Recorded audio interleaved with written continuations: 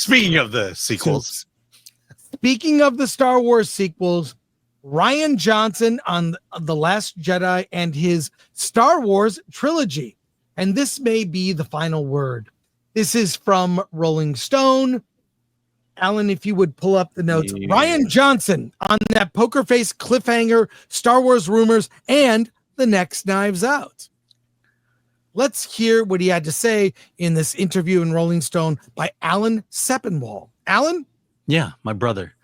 Rian Johnson is opening up about his creative choices on The Last Jedi, his relationship with J.J. Abrams, and the fallout that followed. Johnson clarified that despite fan theories, he and Abrams did communicate while planning the sequel trilogy. We communicated. We met. I spent days with him.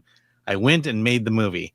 He emphasized that his decisions weren't meant to undo Abrams' work, but to take the characters to the next level, adding, Kathy Kennedy said, we're looking at someone to do the Empire Strikes Back of the series. I took that assignment very seriously. Regarding the controversial killing of Snoke, Johnson explained it was inspired by Adam Driver's compelling portrayal as Kylo Ren. This is such a compelling and complicated villain. This is who makes sense going forward to build around.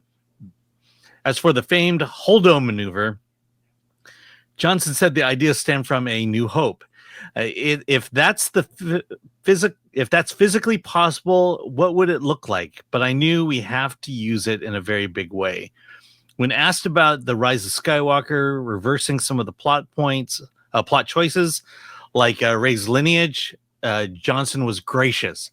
I never approached this as a territory I'm carving out for my thing.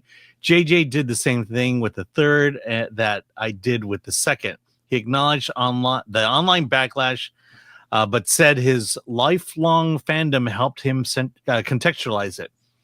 This push and pull and this hatred to stuff that seems new.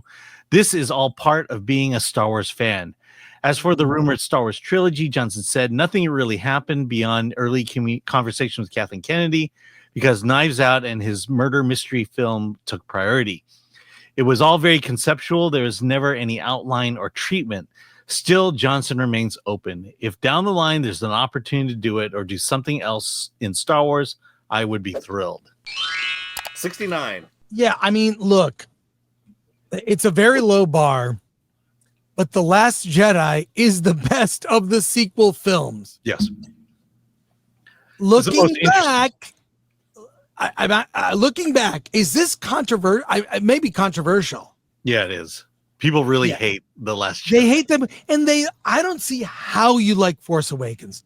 Force Awakens is terrible, and Rise of Skywalker is worse. It's cringe. It's awful. Mm-hmm. At least Last Jedi had good ideas.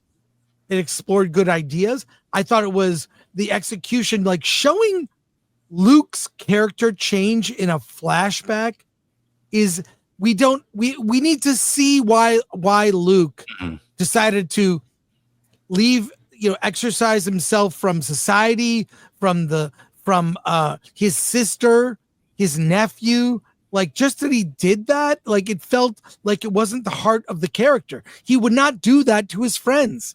And he ultimately never left that island. I'm sorry, spoiler alert, never left that island. And yes, I'm not saying, look, I'm not going to sit here and defend the movie. I felt at the time, I thought it was going somewhere because I so despised and disliked Force Awakens. While I saw all my friends praising it, I'm like, you like that? The way I would point out, the way Han Solo went out, what's going on with the universe. There were a bunch of things I despised about Force Awakens. And then Last Jedi was like, oh, maybe there's a plan. They're going to bring it home. They know what they're doing. That third movie, not only the last in the trilogy, the last in the trilogy of trilogies. And it ended up being the most colossal disappointment in film history. The worst decision, which you couldn't undo, was Han, Luke, and Leia not being reunited. I know, might be if you're keeping count, it's now in the hundreds of times I've mentioned it, because That was a choice, and that was a terrible decision. Terrible. So, Alan, your thoughts on this? And look, I think the Knives Out movies, for what they are, I did not love the second one. I thought the second was lame. The first one is like, it was all right. It's like a fun murder mystery. Yeah, I like Chris Evans in the first one. Look, clearly he's into mysteries. I mean, Poker Face. That's all Poker Face is a murder mystery. Then they leaned into in the second Knives Out. They leaned into, well, he's gay, and I have a problem with all of that. Like, they start a series off, and you're like, oh, this is kind of fun, and then there's a video about this. They just throw unnecessarily gay shit. They hook you with a good story and characters, and then unnecessary gay shit.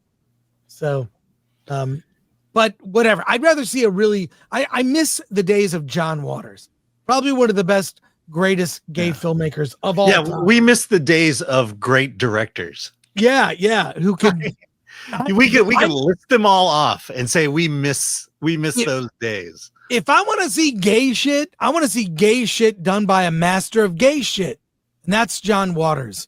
And and I'm sure Rian Johnson was kind of, oh, why don't you make whatever Daniel Craig's character? I forget his name. Or worse, it's in the first movie, we're still unclear as to whether he's gay or not. And now can you kind of solidify it in the second movie? All this shit is so predictable. It's so predictable. But yeah. Well, I hope in the third movie, he does things to even more solidify the fact that he's gay. Because I'm still not exactly sure. So you've got to take me to a public restroom or something. But in terms of the most interesting thing about this article is the line Kathy Kennedy said, "We're looking at someone to do the Empire Strikes Back of this series." Because clearly The Force Awakens was the New Hope of the series. And thankfully, Rise of Skywalker didn't even come close to being the Return of the Jedi of the series. But the reason I bring this up is that this was the biggest failing of Star Wars, of the sequels, is that they were trying to replicate what had already been done. Yeah, don't try the to fact do that it. This is the New Hope. This is this Empire Strikes Back, when it just should have been a story that progressed.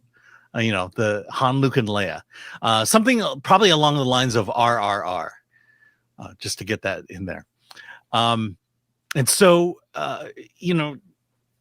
again, you follow up George Lucas with a bunch of people who don't know how to progress that story, and they still haven't. The fact that now the Acolyte gets to retcon a lot of what George did in hilarious ways. Just says something about the leadership over at Star Wars right now, at Lucasfilm.